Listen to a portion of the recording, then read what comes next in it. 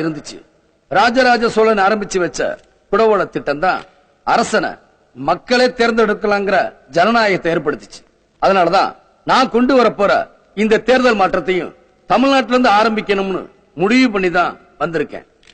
இனி வரப்போற எல்லா தேர்தலையும் எல்லா அரசியல் கட்சிகளும் நான் கொண்டு வர போற 5 தேர்தல் சீர்திருத்த சட்டங்களை கட்டாயம் ஃபாலோ பண்ணணும். இது சம்பந்தமா நான் பிரதமர்கிட்ட பேசியிருக்கேன்.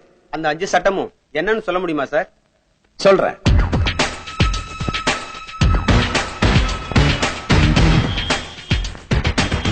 முதல் சட்டம்,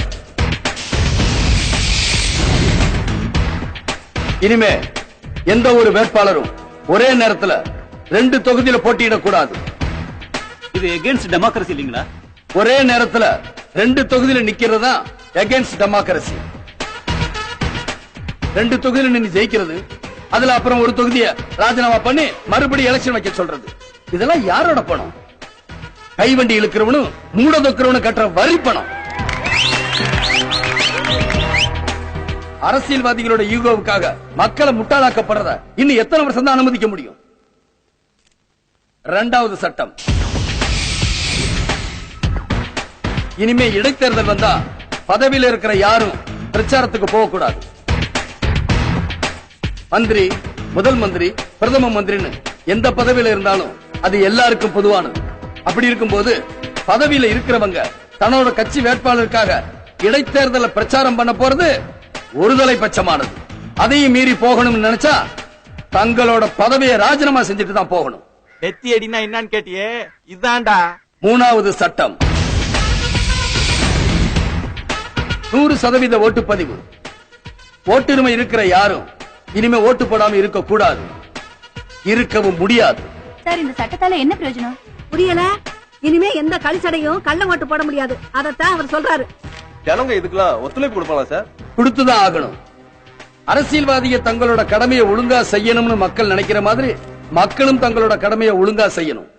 தேர்தலில் ஓட்டு போடாதவங்களுக்கு EB connection, gas connection, ration கார்டுன்னு அரசாங்கம் கொடுக்கிற அத்தனை சலுகைகளும் உடனே ரத்து பண்ணணும்.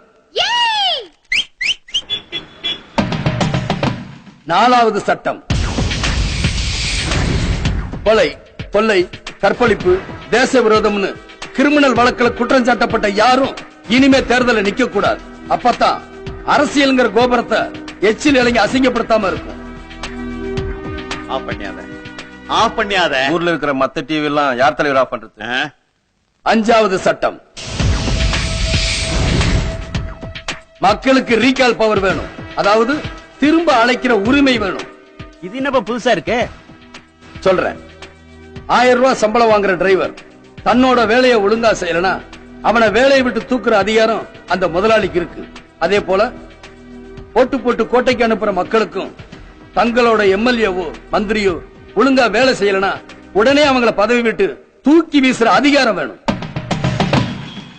இதெல்லாம் கேட்கறதுக்கு நல்லா இருக்கு. பிராக்டிகலா முடியுமா சார்? முடியாதுங்கிற வார்த்தை முட்டாளுக்கு சொந்தமானது. அதை இன்னொரு தடவை ஏன் முன்னாடி சொல்லாதீங்க. இப்படி தடாலடியா சட்டம்